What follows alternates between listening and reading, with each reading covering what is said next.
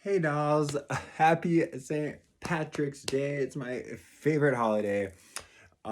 This is literally an outfit, a look I had just thrown together. Um, See, nice little green plaid number. Um, it's a look, right?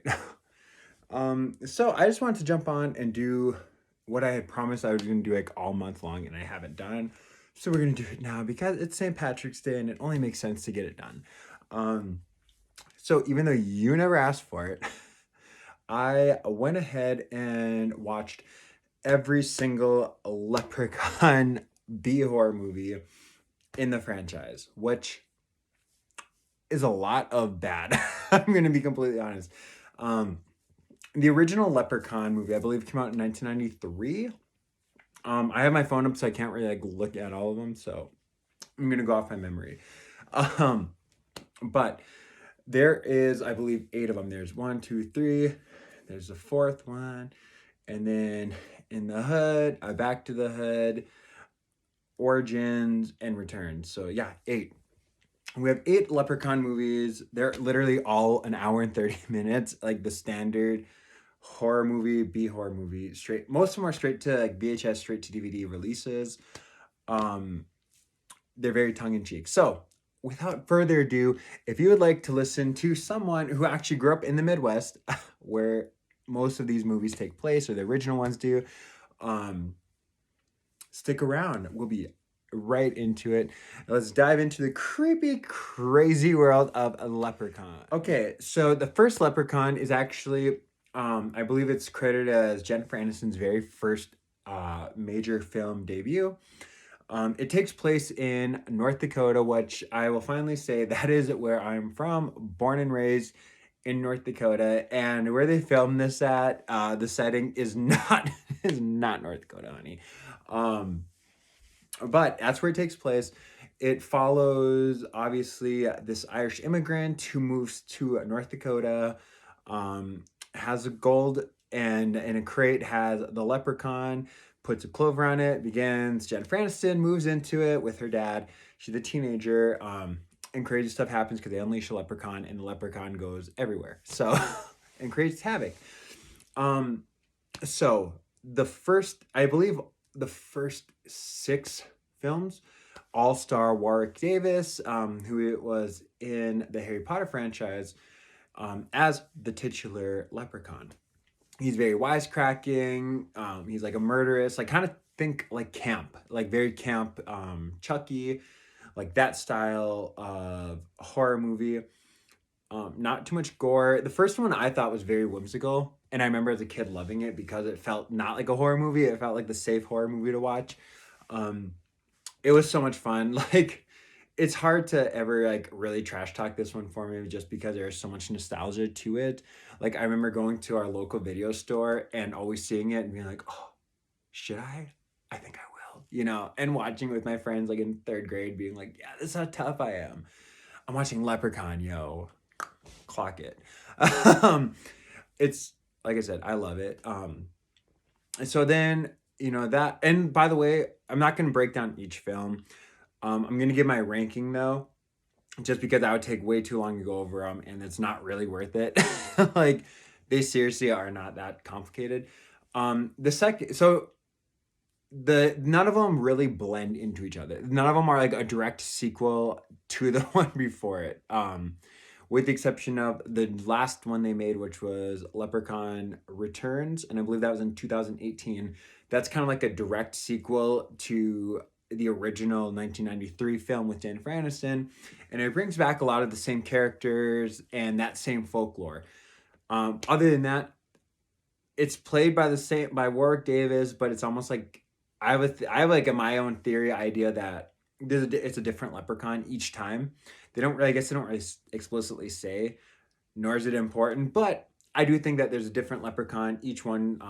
For the most part, the leprechaun dies in every single film, and then it starts off the next one, and it's like in a whole different area. This leprechaun comes out of nowhere, no recollection, no like revenge plot against the ones from the previous film or story, and the folklore constantly changes. It gets really jumbled, and a little ridiculous, but um, that's what you get. That was the 90s, yeah. That was the 90s and early 2000s, cats. So get ready for it.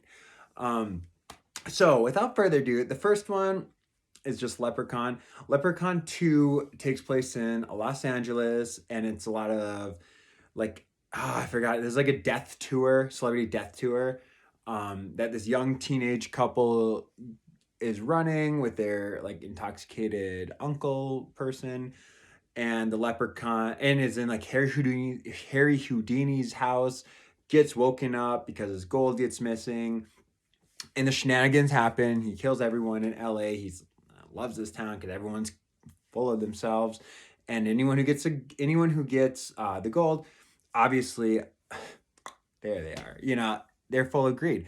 So he loves it. And I actually I don't even remember how that one ends. I did like it, but then number 3 takes us into 1990s peak Las Vegas, downtown Fremont area, at the Shamrock Hotel, I believe is what it's called. Something Shamrock, Little Shamrock, Golden, Lucky Shamrock, something. And it deals with a stage magician, oh, per, a dealer who is very full of herself and wants to be young and attractive. So as you can see, this kind of a trend. They all get a piece of the gold and become infatuated by it. Leprechaun kills them. Da, da, da. I actually really love the third film so much that I believe I placed that at like my number 2 or 3 on my ranking, because I think it is, first of all, Las Vegas is my all-time favorite city, so there's that one. But also I just love the storyline of it. There's like a very innocent person who is, or like the guy who's like going to college, picks up this girl, and he gets bit by the leprechaun after stumbling upon this accident, this murder, and he ends up, they kind of pull a page from the Nightmare on Elm Street number 2 film, where he gets bit and then he starts becoming the leprechaun, becoming possessed by one, kind of. But then they add the folklore of, oh, leprechauns are super territorial and they rip each other apart. Same. And kind of like drag queens. So they'll rip each other apart. And so that kind of becomes a really fun little storyline. He overcomes it. Him and his girlfriend say, we don't need the luck. Let's get out of here. Let's move. End of film. Number 4 is just an absolute horrendous mess. I highly recommend you don't watch it. It's Leprechaun in Space. In Space. This is pre-Jason X for my horror fans out there. Awful. I'm not even going to talk about it. Besides, it's like the worst effects, the worst of B horror movie aesthetic. Like seriously, just awful. I'm sorry. Like this, like wig is like getting stuck in this like sticker thing. But I digress. Yeah, we're just ignoring the 4th one. And I'm just gonna say that right now. It's the bottom of my list. Like I really hated that movie so much. It took me the longest to get through it because I kept wanting to shut up because I was like, "What is this? What is this mess? Like this is awful." Like I don't ever remember watching it, and now I know why I didn't watch it. It has its moments, very campy. If you like special effects and like that B horror style special effects, this one has some cool scenes in it, I guess. For the year, I think it was like 97 or 96 or something like that. It's pretty cool. I think it's 98 or 99 actually. Really fun though. Awful though. I would highly recommend you don't watch it. Not that any of these are like high rated films, by the way. So then we go into a Leprechaun 5, which is in the hood, or Leprechaun in the Hood, or yeah, something like that. But this is my number 1 ranked film. This is such an iconic film. I think when people think the Leprechaun, they probably know this movie. It has like Ice T in it. And it's like Coolio. It's about like these, it's like fake version, bootleg version of NWA in Compton, literally in Compton. And the leprechaun comes up there. He gets smoked up with it's just ridiculous. I highly recommend you watch it. You will laugh so much. However, I'm going to say it because like in reviewing it, and so let me back up. When I got like tattooed, that's something that me and my tattoo artist would always do, is watch like the Leprechaun movies because they were just fun and you could laugh and whatever. So I loved those movies. I love this movie. And I loved it still again, like it's brand new again. I just love it. I do want to say though, for anyone, if you do want to watch it, if you get kind of triggered by, and you rightfully so, like really racist slurs and a lot of stereotypical, like, I don't know how to say. There's a lot of stuff that, let's just say if this movie was made in like 2020, 2021, it'd be canceled before it even hit the shelves. Like, there's a lot of racial words, kind of transphobic, homophobic slurs, a lot of that kind of stuff because they try to do like this whole hood mentality, which in itself is super racist, incredibly racist. Um, but kind of the interesting little social commentary to it. Anyways, obviously they're not trying to push a social agenda. It's camp to the max, and I believe it was like 2003. Not justifying it, but just be careful if you watch it. You might get offended. Um, Next we have the Leprechaun Back to the Hood. I'm not even saying that wrong. It's to the Hood, I think, or to the Hood. THA, the Hood. Again, we're in Compton, and it's kind of like a rehash of that storyline, except completely different Leprechaun.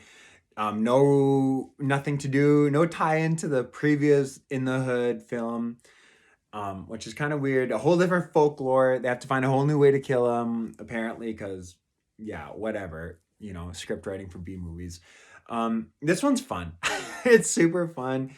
This one I think is like peak Warwick Davis kind of having just fun, knowing that this movie is just that. It's just fun. It's a lot more stunt work, a lot more action scenes, sequences in it. So it's entertaining. Is it a top one? No, this is like somewhere on that list. It's not the bottom. But I believe this was the last film that starred Warwick Davis in it as the titular Leprechaun. And then I don't remember the year. There's quite a bit of year breaks in there, and then we get Leprechaun Origins. Is that what it's called? Leprechaun Origins, which was produced by the WWE Network. So those who don't know, I love wrestling, and especially like this era. There's a wrestler called Hornswoggle, whose whole gimmick was being a leprechaun and kind of being the camp wrestler of that era. And I believe this one came out in 2013 or 2014. But this movie gets a lot of hate. I absolutely loved it. I remember when it came out. I remember being excited about it. I never watched it until this video, researching for this video, and I loved it. Like 1,000%. I love this movie. I really don't. I thought it was interesting that they went in the direction of having the leprechaun be completely different, not talking, like a creature feature, which is really interesting because I kind of felt like they screwed Hornswoggle in it because I think Hornswoggle could have delivered like a Warwick Davis style performance with like the creepiness of it that they went for. But they went a different path. It's very similar to like the Friday the 13th remake, the Texas Chainsaw remakes, like that 2010s, early 2000s, like remake thing that they did where they took old properties and they made them very serious again. It's very much like that. So I kind of appreciated it. It was kind of predictable, but a high production value. I loved the casting. I thought it was super fun. I thought it was serious when it needed to be, and it genuinely had some good scares to it. But in the canon of the Leprechaun universe, it stands out. And if you are a fan of the camp humor of the original series, this one rightfully will rub you the wrong way because it is a vast departure from it. But actually takes place in Ireland, which is a cool thing. And it's a lot more of like this folklore of like almost like the Blair Witch, but it's the leprechaun and there's sacrifices that have to go in. It's really interesting. High production value. Again, great acting. Actually has more of a score to it, so it has some like really uncomfortable like jump scenes.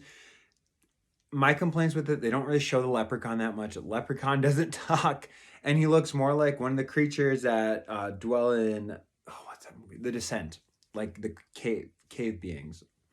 And kind of has like that predator style vibe where he sees like the thermal colors and he doesn't, yeah. And kind of less after his gold, which is it was cool. It was like a modern take on what the Leprechaun story would probably look like. By the way, that one I thought was gonna be the bottom of my list, and I think on a lot of lists it's on the very bottom. I'm putting that up there as like number 3 or 4. Like I really enjoyed this film.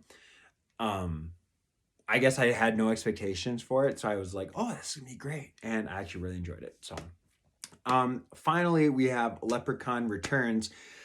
This one was 2018, and it was produced, distributed via Sci-Fi Channel. It's a Sci-Fi original film. I remember there was so much buzz in the horror community when Sci-Fi picked up this right and announced they were going to do this remake, or the sequel. And now this one is like a direct sequel to the first one, but like 25 years later. It follows Jennifer Aniston's character's daughter going to school in Devil's Lake, North Dakota. Which, girl, it ain't Devil's Lake, North Dakota. Okay, there's no college in Devil's Lake. That's Larimore College. All this. But I gotta say, this movie. Oh my god, I was so entertained. I was like actually glued to it for the first time in a long time. I can honestly say that it was a horror movie that made me laugh, that made me just want to watch it again and again. And I'm so happy I purchased it because I think it's gonna be like my new St. Patrick's Day tradition is to watch Leprechaun Returns because it's campy. Um, the actor who plays the Leprechaun is fun, is very Warwick Davis inspired, but doesn't try to be him, and I really appreciated that.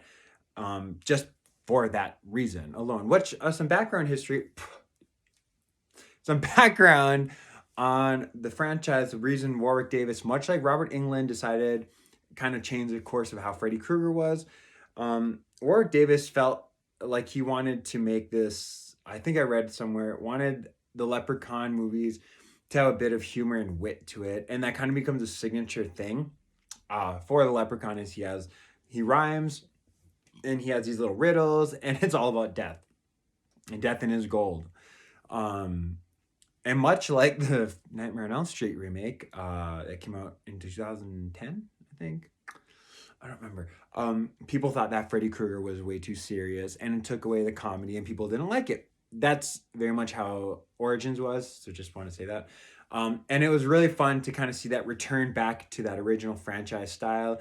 One of my favorite characters from the first movie, Ozzy, comes back again in Returns, and it kind of kickstarts the whole event. The prosthetics, the special effects for this version of the Leprechaun, I loved. This is a high production value. It's a funny, funny, funny script. I was just like, this is like dad joke after dad joke, but I love it because this Leprechaun is just ridiculous. Like, he has a little jig every time he murders someone. Gold. Gold, they're after me gold. I loved it. I highly recommend it. It's so much fun. But so ranking them all. In number 1 place, I have like I said, Leprechaun in the Hood. It's one word, iconic. In my little notes, I just did iconic. I loved it. That's number 1. Number 2, I have Leprechaun 3. This one is hated again, but just because it's Vegas, I like the possession storyline. It was entertaining to me, so that's my number 2 pick. My number 3 pick is definitely the original Leprechaun. It's a classic. It's just a classic. And then of course right after that, this is where I change up. I have Leprechaun Returns in that space, which is what, 4, right? Yeah. Number 4, am I at? Right. Yeah. And next I have Leprechaun Origins. Again, I kind of like that. I like the creative venture they went on with it. And I like the production value and that genuine scares and the jump scares that were in it. I liked it. Next up, then we have, I would say, Leprechaun 2. Entertaining. And then Return to the Hood. It's on there. And then finally, we have Leprechaun in Space, Leprechaun 4.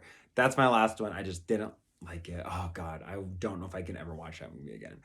But that's my ranking. There you guys go. There's the so you will never have to watch all of them. You know which ones to watch. But I just, as someone who grew up in North Dakota, and I do have Irish immigrant. My great grandfather I believe my great grandfather was a first generation or second generation Irish immigrant into North Dakota. And so there's always just like this fun little bit about watching those movies. It's like, hey, it's North Dakota, because we're not really mentioned in any movies, much less two horror movies in the same franchise, right? Which has nothing to do with North Dakota. Like there's like a forest and a mountain and like all this stuff in the Leprechaun universe of North Dakota. I can tell you that as someone who lived literally in every metropolitan area pretty much of the state, metropolitan and rural area.